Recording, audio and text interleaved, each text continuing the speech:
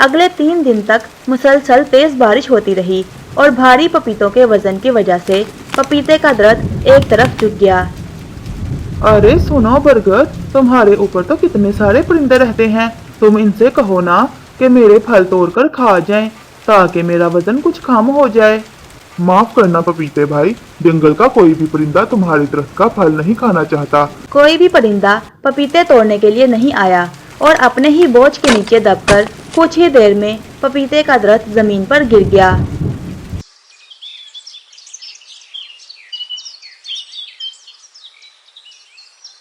हरियाली नगर एक बहुत घना और खूबसूरत जंगल था, जहाँ सिर्फ जानवर परिंदे ही नहीं बल्कि दरख्त पौधे भी आपस में मेलजोल से रहते थे। आम, अमरूद, पपीता, जामुन, पीपल और बरगद यूं तो बहुत से दरख्त लगे थे, लेकिन पपीता बाकी दरख्तों से अलग था। इस जंगल में मेरे जैसा कमजोर दरख्त के लिए कोई जगह ही नहीं है। मैं कितना बदनसीब हूँ जो अकेला अपने दिन गुजार रहा हूँ। पपीते का दरख्त एहसास कमतरी से भरा हुआ था, जहाँ एक तरफ आम, जामुन और अमरूद के घने और ऊंचे दरख्तों पर दिन भर परिंदों का मेला लगा रहता था, वहीं एक तरफ पपीते का दुबला पतला सा दरख्त खड़ा था, जो ना तो घना था और ना ही काफी वक्त से उस पर कोई फल लगा था। इसीलिए कोई भी परिंदा उसके आसपास नहीं आता था। अरे वाह, ये चिड़िया तो बड़ी खूबसूरत है और देखने में इस जंगल की लगती भी नहीं। मैं इसे बुलाकर अपने दरख्त पर घोंसला बनाने के लिए कहता हूँ। अगर इससे मेरी दोस्ती हो जाएगी तो मेरा अकेलापन भी दूर हो जाएगा। रानी चिड़िया, तुम्हारे परों का रंग तो बहुत खूबसूरत है। मुझे ऐसा लगता है तुम बाकी परिंदों से अलग हो, इसीलिए तुम्हें अपना घोंसला भी बाकी परिंदों से अलग ही बनाना चाहिए। अरे पपीते भाई, मैं बाकी परिंदों से अलग नहीं रहना चाहती। मुझे सब परिंदों के साथ मेलजोल से रहना पसंद है। जामुन के ऊंचे दरख्त पर घोंसला बनाने के लिए ही तो मैं दूसरे जंगल से उड़कर यहाँ आई हूँ। लेकिन देखो ना, वहाँ आम, जामुन और पीपल पर कितनी भीड़ है। मैं तो तुम्हारे भले के लिए ही कह रहा था। मेरे ऊपर तो एक भी परिंदे का घर नहीं है। तुम यहाँ बड़े आराम से रह सकती हो और फिर मेरे जैसा अच्छा दोस्त भी तुम्हें मिलेगा नहीं कहीं। मुझे माफ करो पपीते भाई, लेकिन तुम्हारे पत्तों में ना तो साया है और ना ही अभी दरख्त पर कोई फल लगा है। मैं यहाँ घोंसला नहीं बना सकती। चिड़िया का जवाब सुनकर पपीता बहुत मायूस हो जाता है और आंसू बहाने लगता है। पपीते को उदास देखकर आम का दरख्त उसे आवाज देता है। अरे पपीते, क्यों उदास हो? जब तक अपना मुकाबला दूसरों से करते रहोगे खुश नहीं रह पाओगे। ये मान लो कि तुम पपीते हो, आम नहीं, इसीलिए चाहकर भी आम जितना ऊंचा और घना नहीं हो सकते। तुम मेरा मजाक उड़ाना चाहते हो ना? मुझे नीचा दिखाने के लिए ही तुम सब ये बातें कर रहे हो। देखो पपीते, अभी सही वक्त नहीं आया है। जब वक्त आएगा तो तुम्हारे दरख्त पर भी बड़े बड़े रसीले पपीते लगेंगे और फिर इन फलों को खाने के लिए जंगल के सब परिंदे तुम्हारे पास भी आएंगे और तुमसे दोस्ती भी करेंगे। बस थोड़ा सा इंतजार करो। फिर जैसा कि आम ने कहा था वैसा ही हुआ। कुछ सालों बाद पपीते के दरख्त पर ढेरों फल लग गए। अपने फलों को देखकर पपीता खुशी से फूल गया और गरूर में चूर हो गया। फिर एक दिन तेज बारिश शुरू हो गई। अरे बरगद भाई, बारिश शुरू हो गई और इसी के साथ मेरे ऊपर लगे सारे फल खत्म हो गए। फल टूटने के बाद मैं बहुत हल्का हल्का महसूस कर रहा हूँ। अरे आम के दरख्त, ऐसी बातें क्यों करते हो? ये तो तुम्हारा नसीब है कि तुम पर इतने मजेदार और रसीले फल लगते हैं, जिनके लालच में सब जानवर और परिंदे तुम्हारी तरफ खींचे चले आते हैं। मुझसे पूछो, फल के बगैर जीना कैसा होता है? बरगद भाई बिल्कुल ठीक कह रहे हैं। मुझे भी ताहयात अफसोस रहेगा कि मैं इस जंगल के जानवरों और परिंदों का पेट भरने के लिए कुछ नहीं दे सका। और एक तुम हो, तुम्हारे ऊपर हर साल इतने रसीले आम लगते हैं, जिन्हें खाकर न जाने कितने जानवरों और परिंदों की भूख मिट जाती है। तुम्हें तो खुश होना चाहिए। बिल्कुल ठीक कहा बरगद और पीपल भाई ने। मैं तो खुद को बड़ा खुशनसीब समझता हूँ कि मुझ पर इतने रसीले फल लगते हैं। बल्कि जब मेरे फल खत्म हो जाते हैं तो मेरा दिल बड़ा उदास हो जाता है। जामुन की बात सुनकर पास ही गरूर से तनकर खड़े पपीते के दरख्त ने जोरदार कहकहा लगाया। अरे पपीते भाई, तुम हंस क्यों रहे हो? इसमें हंसने जैसी क्या बात है? हंसू नहीं तो और क्या करूं? देखो तो बड़ी बड़ी बातें कर भी कौन रहा है, जिसके ऊपर फल भी इतना छोटा लगता है कि खाने से पहले ही खत्म हो जाता है। देखो पपीते, तुम्हें इस तरह जामुन का दिल नहीं दुखाना चाहिए। माना कि जामुन का फल बहुत छोटा होता है, लेकिन जायके और खूबियों में जामुन किसी से कम नहीं है। पीपल और बरगद, तुम दोनों चुप ही रहो। किसी को आज तक कभी एक फल खिलाकर पेट भरा है?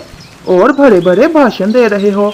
तुम दोनों की तरह बगैर फल के दरख्त होने से तो अच्छा है कि मैं सूख कर गिर जाऊं। तुम दोनों तो दरख्त कहलाने के भी लायक नहीं हो।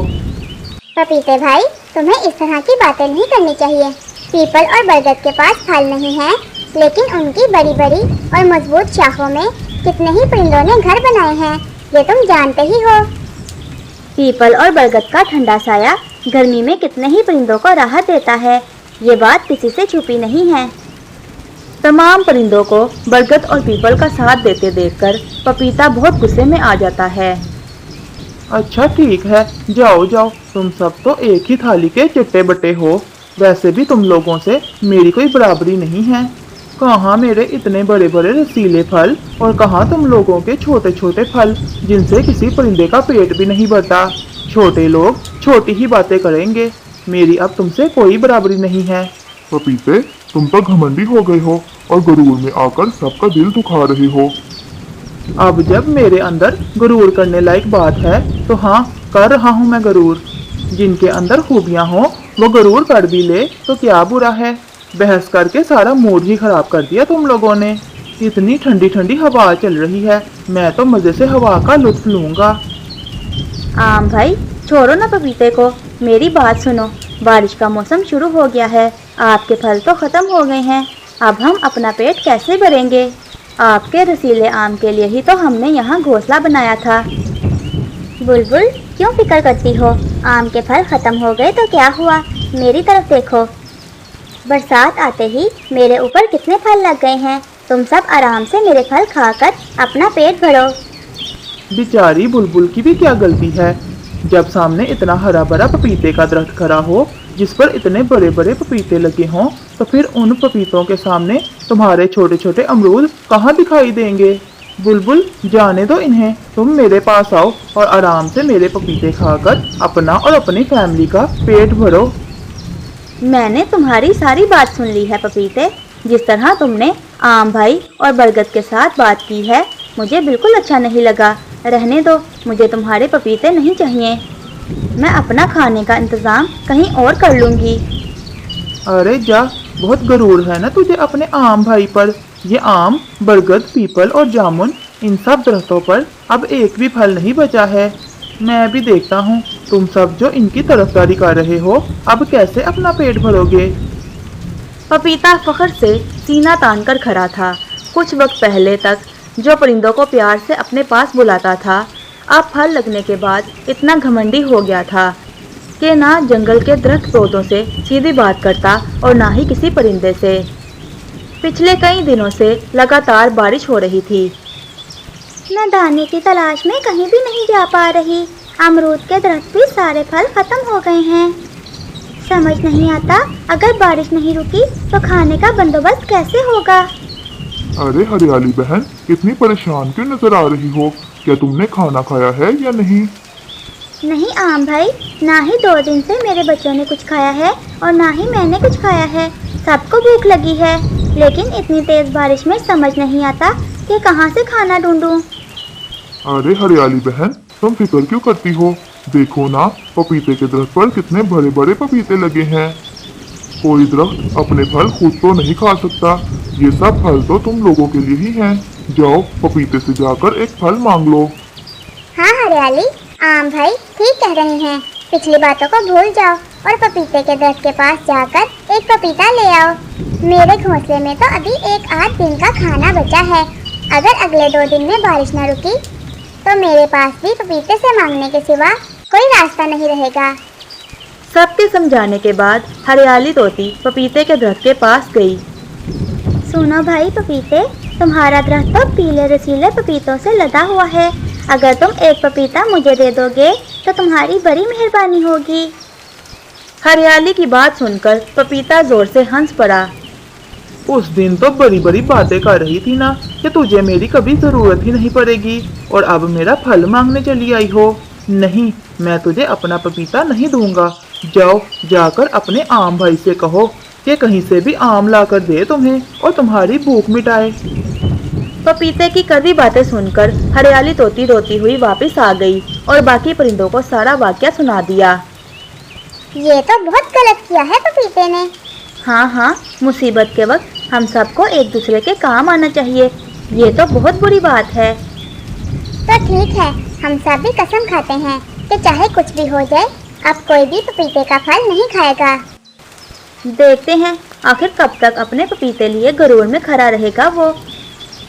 तमाम परिंदों ने ठान लिया था कि अब चाहे कुछ भी हो जाए, कोई भी पपीते का फल नहीं खाएगा। अगले 3 दिन तक मुसलसल तेज बारिश होती रही और भारी पपीतों के वजन की वजह से पपीते का दरख्त एक तरफ झुक गया।